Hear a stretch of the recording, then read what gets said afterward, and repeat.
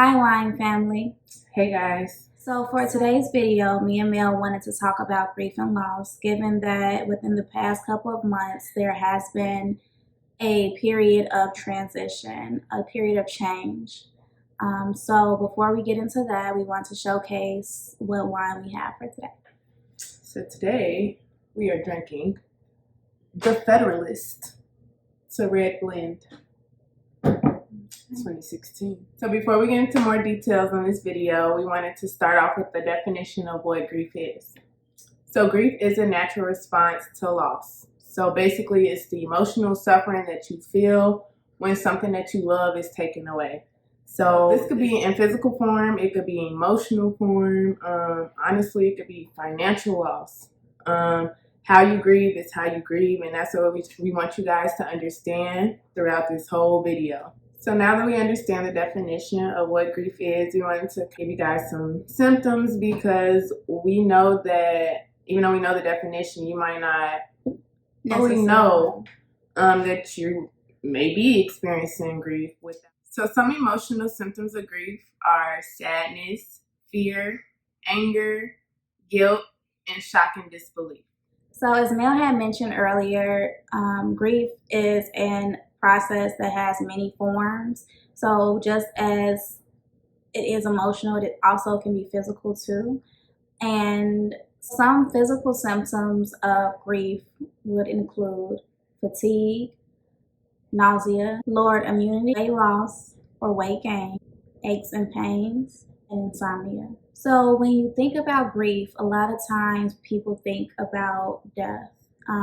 That is one of the biggest challenges that a person can face, a loss of someone that they love or really care about. But there also are other forms of grief. So some other examples where you can go through the grieving process would include divorce or a relationship breakup, loss of a job, loss of financial stability, loss of health, a miscarriage, or retirement.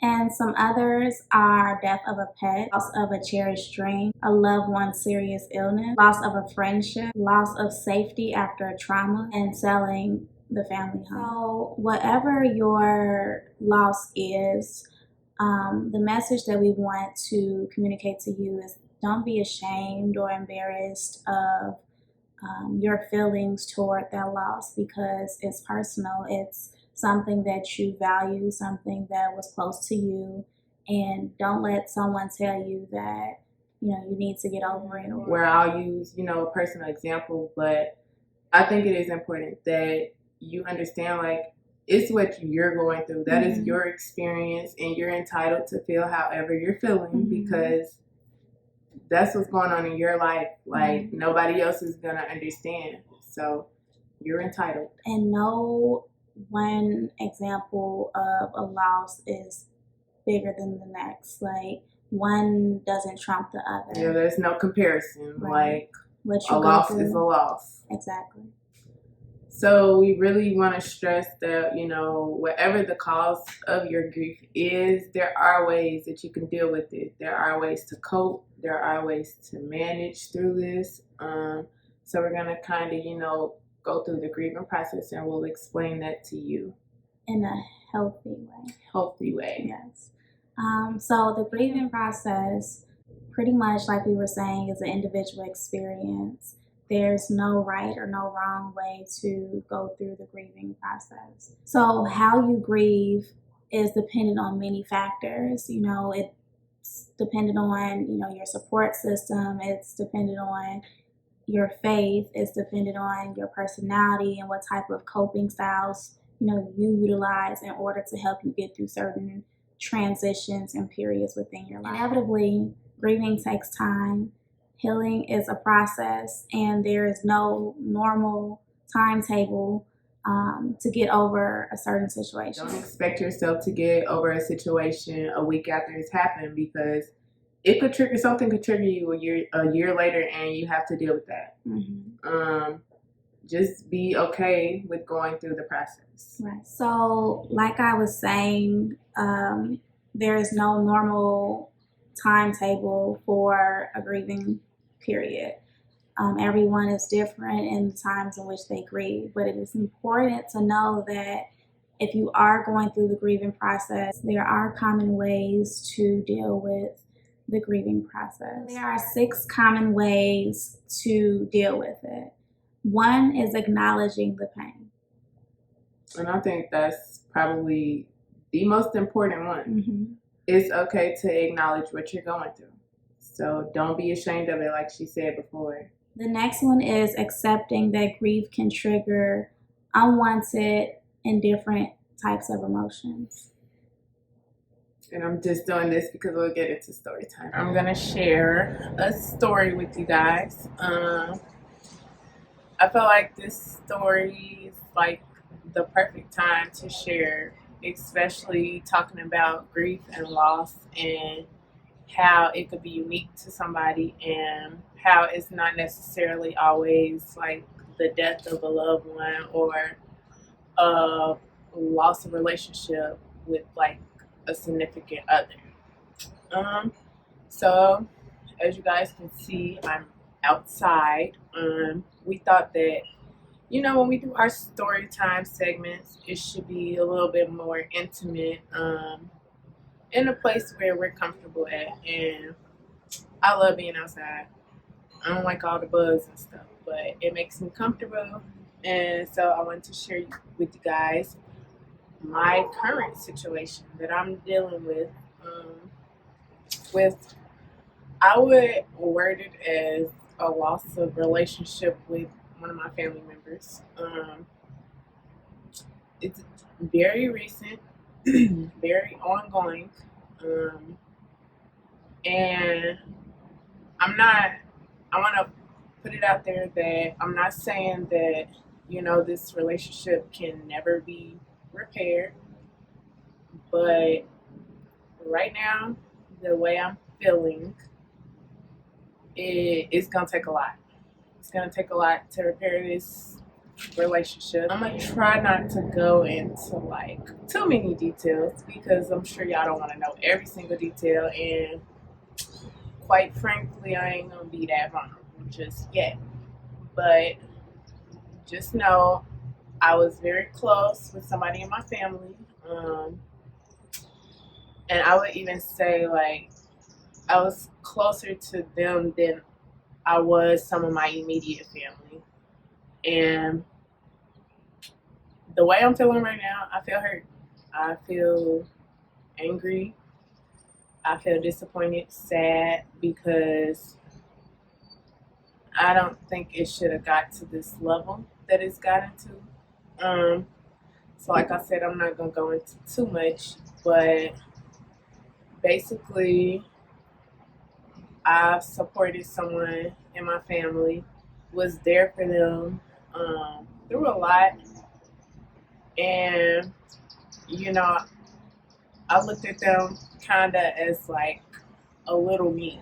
Me and this person talk basically every day via text, but I still feel like that's, you know, a form of communication. So I had a very good relationship with this person, and long story short, I went to see them when they were in town for, you know, a break from college. And while I was there, I kind of felt like they didn't care, and they basically ditched the family to go hang with their friends and significant others and stuff. And all I asked for was some time, you know. I can understand if I didn't put out there how I was feeling, but I was very open with this person and how I felt about the situation, and I just felt like it went in one ear, out the other. So basically, after that situation, I went a while without talking to them because I felt like, why should I need to teach you a lesson and really show you that you really hurt me. And I asked you to do something, you didn't do it, so now I'm going to take a break. So I took a break, we went back to talking, and I'm not saying that the relationship was going to get to its full potential like we had in the past, but I was going to at least put forth the effort, and get over myself, because I felt that I did act with my emotions at first. I didn't really think about the situation, and I kind of came at them very aggressively and very strongly about how I was feeling, how they made me feel. And I kind of had to do a lot of reflecting and put myself in their shoes at their age and how I was acting, when I had a significant other. And I mean, yes, I understand. I definitely understand, but it's also not right to treat your family that way. And that's how I ultimately feel. And, I tried to repair the situation. I tried over and over. So basically, I reached out again, got over my ego again. All I said was, hey, literally took a month to get a response back now at this point. And I'm like, that's crazy. How you go from talking to somebody every day to letting a whole month go past and you not even reaching out. Then when you do reach out, it's because, it was under the influence of somebody else. And I don't feel like it was genuine. I don't appreciate it. And I was really hurt. So I think the last straw for me was going out there, trying again, trying to see this person physically, and them just ignoring myself and some of my other family members. And it's just like, you expect those kind of actions from, like, strangers, even friends be acting flaky, but you don't expect that from family. And I'm real big, real big. If you know me, I'm real big on family. So when somebody from my family does that to me, it hurts. And I will say I'm still currently grieving. Throughout the whole time we were recording that video, I was getting triggered, especially because I don't think I realized at first what I was experiencing, because I am very angry about it. So I feel like, this is my experience, and I didn't realize I was as angry as I was. And I had to really do some reflecting on it. Like, am I just overreacting? But I don't think I am. And when I realized I was, going through a grieving process, I had to realize, this is somebody that I really love dearly and was really close to. And now I feel like that relationship has gotten taken away from me. So it's like, still working on it. I'm still working on it. This actually felt great to do. I'm going to continue to journal about it. I'm going to continue to reflect on it, because I know it's a process, and I know I'm going to get triggered. I know I'm going to, continue to think about it, and I'm just going to do my best. That's all I can do. So thank y'all for listening to my story. I hope that this gives y'all a better understanding of how grief and loss can look a lot of different ways. The next one is understanding that the grieving process is unique to you. So pretty much what you're experiencing is valid. I want you to understand that. Don't let anyone else tell you otherwise. And don't compare your process to somebody else's grieving process, because what you might do might not work for them, and what they do might not work for you. So just understand it is your process. So I'm going to get into the next three. The first one is seeking out face-to-face support. So making sure that you're talking to your friends and your family that you trust about what you're going through. It could be really surprising on, like, the input that they might have or the perspectives that they might see it from, and you're getting that, and you can understand that better, and it might make you look at the situation, a little differently, and you might start to really reflect on how that loss is, like, affecting you. So that leads into supporting yourself emotionally by taking care of yourself physically. So making sure that you're getting enough sleep, making sure that you are eating, because I know sometimes when we go through loss, we tend to not take care of ourselves. Like we miss out on sleep because this is all that we're thinking about. And so we need to really, focus on taking care of ourselves as well. So the last way to deal with your grieving process is to make sure that it is grief that you're dealing with and not depression. So I think this one is really important as well, because there's a thin line. It's a very thin line, and like we said, you have to take care of yourself, because then that's when you can cross that line and it could become unhealthy. So next we wanted to talk about the stages of grief. There are essentially 7 stages of grief that a person goes through. It is important to note that not everyone will go through each stage of grief. Sometimes you may backtrack. Sometimes you may not go through one stage, but go through another stage. Like I was saying earlier, the grieving process is individualized to, many factors. So like, your personality style, you may be more aware of certain things, which you may not go through a certain process that somebody else is going through, or a certain stage, I'm sorry. Just note that the stages of grief is a guide for you, especially if you are experiencing certain symptoms. So as we talked about earlier, you have the physical symptoms and you have the emotional symptoms. So this is more so for your reference if you are experiencing this grieving process and you know that you're not alone. So the first stage of grief or loss is shock and denial. Typically, this is when you find out you either lost a loved one or lost something dear to you and you are in disbelief. A lot of the times, this is a defense mechanism to help you from experiencing pain. So you pretty much block out certain emotions. So the next stage of grief is pain and guilt. And this is the stage where typically you remember what happened. And so after you get over the initial denial stage, now that you've accepted it, now it hurts.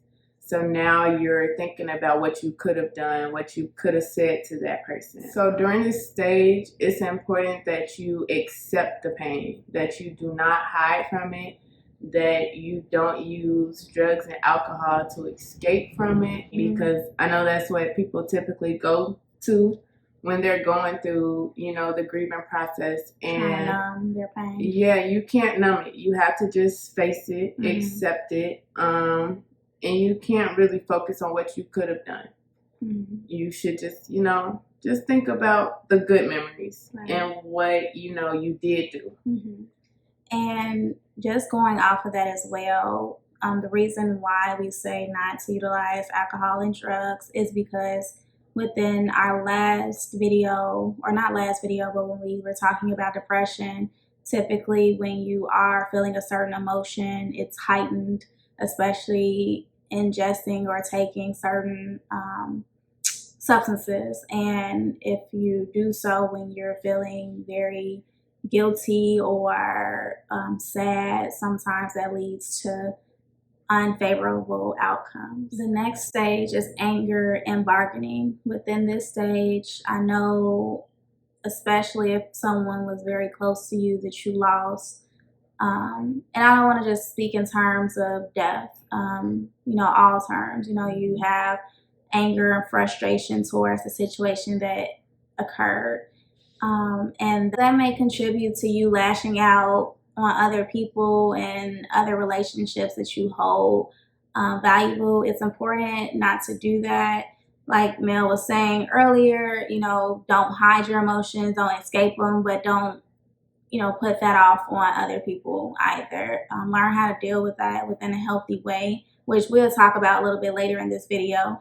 But ultimately, knowing how you're feeling and why you're feeling that way, and really being in touch with that. Also within the stage is bargaining, and typically that presents itself as why me, or if this can occur. I promise to never do this again. A lot of times we go through those phases in which we really either hold on to our faith at that point, questioning their higher being or spiritual power as to why a specific thing occurred and happened. So the next stage is depression or reflection and lonely. So during this time, you finally realize like how big your loss was to you, and you start to really reflect on it. And honestly, it might bring up a lot of feelings of sadness and could lead to depression. And like we said before, it is your experience, so you're allowed to go through it.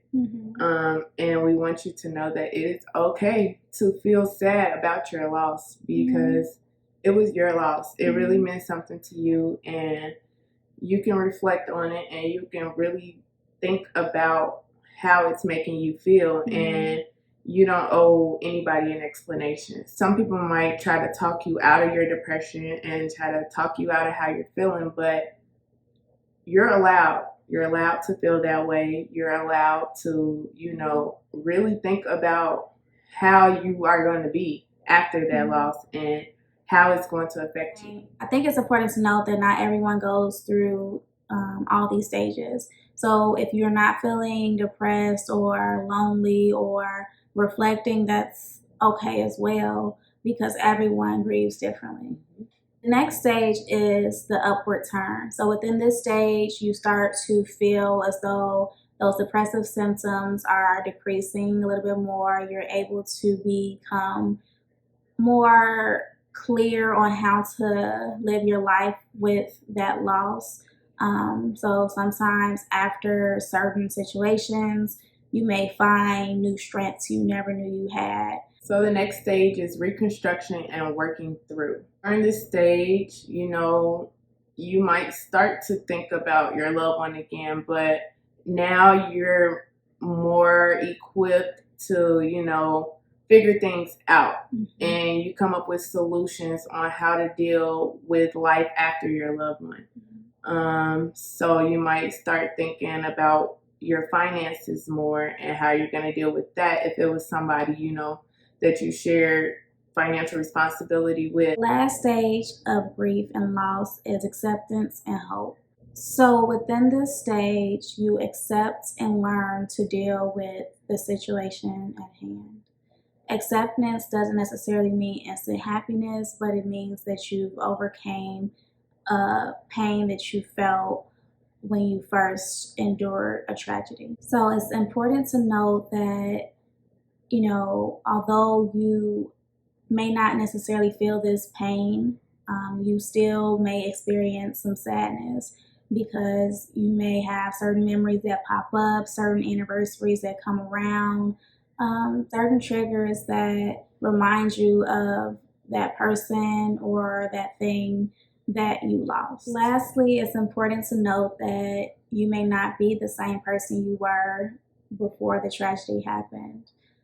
Typically, you can come out stronger and better than you were before, as I stated earlier, or you can, backslide, but there's nothing wrong with that. Just continuing to understand your process and what you're going through is going to be what helps you in the end. So during the grieving process, it is very easy to withdraw and to remove yourself and isolate yourself from people and from those that you do love and that can support you. But it is very important to understand that having that support can, help you get through the process. So it's important to have that face-to-face contact with someone. So during this time, it's best that you, turn to your trusted friends, turn to family members that you trust, and that will overall be there for you and help you get through whatever loss that you're going through. I think that's an important thing, because a lot of times, if you are in a family dynamic, you all probably lost someone, so if it's like a father,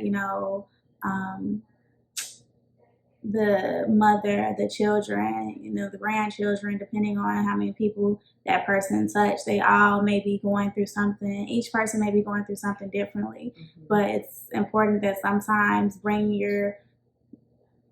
it's important to come closer during those times because each one of you all can help each other get through that.